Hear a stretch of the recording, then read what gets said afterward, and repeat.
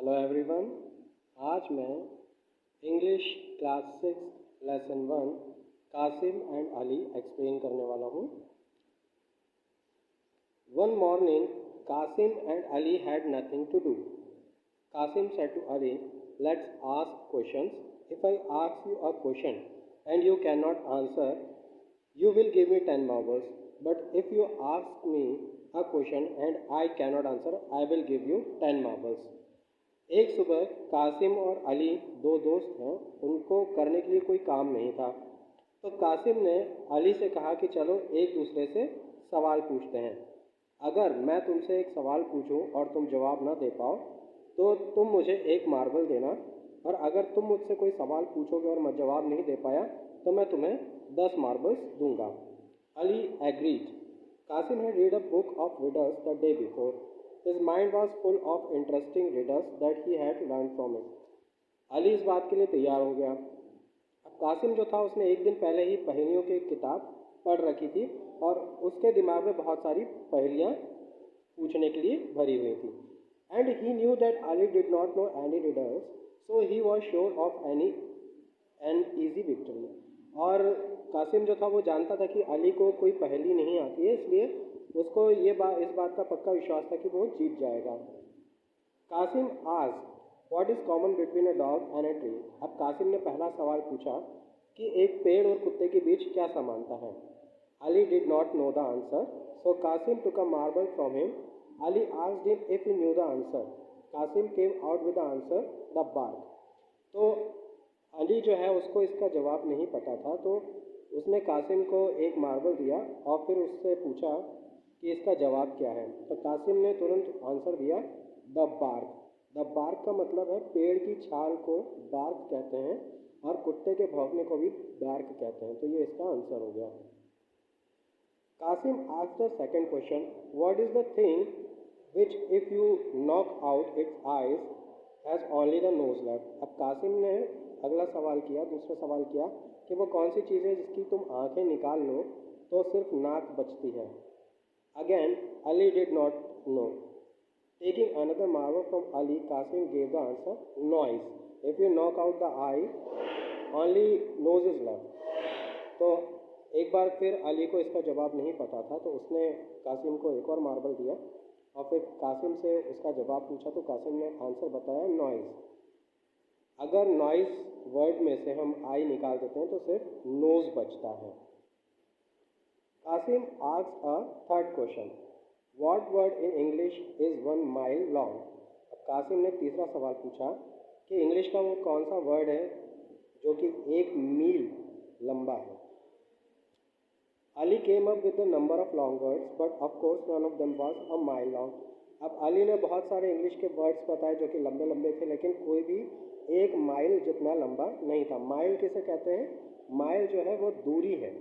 जैसे हमारे यहाँ किलोमीटर्स होता है, वैसे ही कुछ विदेशी देशों में माइल्स इस्तेमाल किया जाता है। He had to part with another marble. अब अली को फिर से कासिम को एक मार्बल देना पड़ा। Kasim gave the answer, smiles. Between the first letter and the last there is a mile. तो कासिम ने उस सवाल का जवाब दिया, स्माइल्स। आप देखेंगे कि स्माइल्स जो वर्ड है उसमें पहले एस और आखिरी एस के बीच में एक माइल है, यानी कि 1 मील का अंतर है। All this time, Ali was thinking hard to find a riddle that he could ask.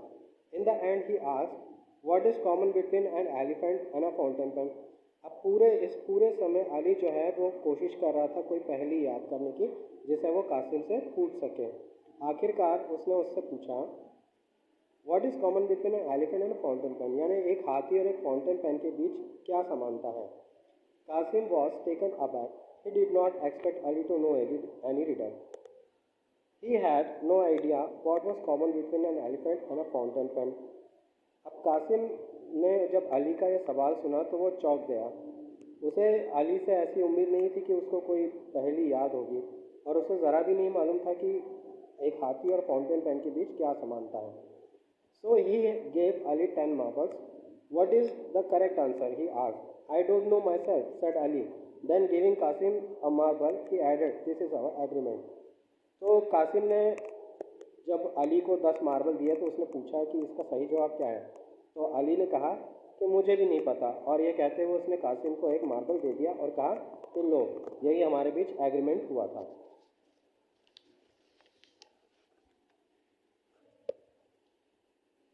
Qasim thought that Ali had cheated him. He waited for an opportunity to get his marble back. अब कासिम ने इस घटना के बाद से उसके मन में ये बात आ गई कि अली ने उसको चीट किया है, उसे धोखा दिया है, तो वो अपने जो 10 मार्बल है उसे वापस पाने का मौके का इंतज़ार करने लगा।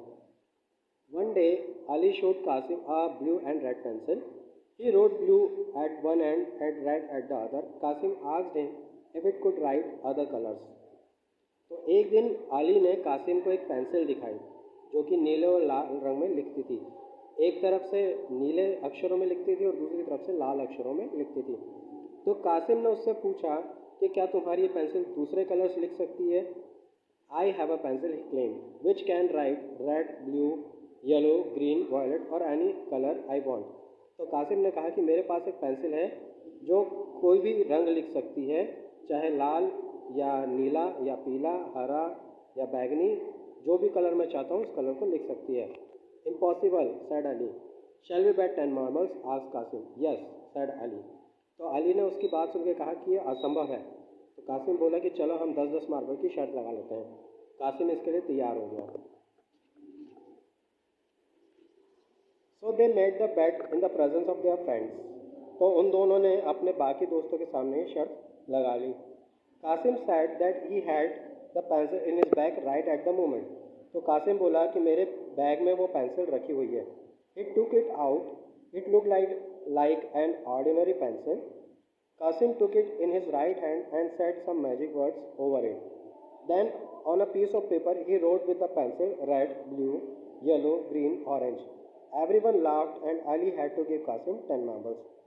तो कासिम ने बैग से वो जो पेंसिल है बाहर निकाली, जो कि एक साधारण पेंसिल जैसी नज़र आ रही थी। कासिम ने उसे अपने हाथ में लिया और कुछ जादुई शब्द बोले, और उसके बाद एक पेपर पे उसने उस पेंसिल से लिखना शुरू किया, लाल, नीला, पीला, हरा, ऑरेंज। ये देखकर उसके सारे दोस्त हंसने लगे और आखिरकार अली को कासिम को 10 मार्बल्स देने पड़े। तो ये हमारे लेसन का एक्सप्लेनेशन था, हिंदी में ट्रांसलेशन था। अगले वीडियो में हम इसकी एक्सरसाइज करेंगे। Thank you.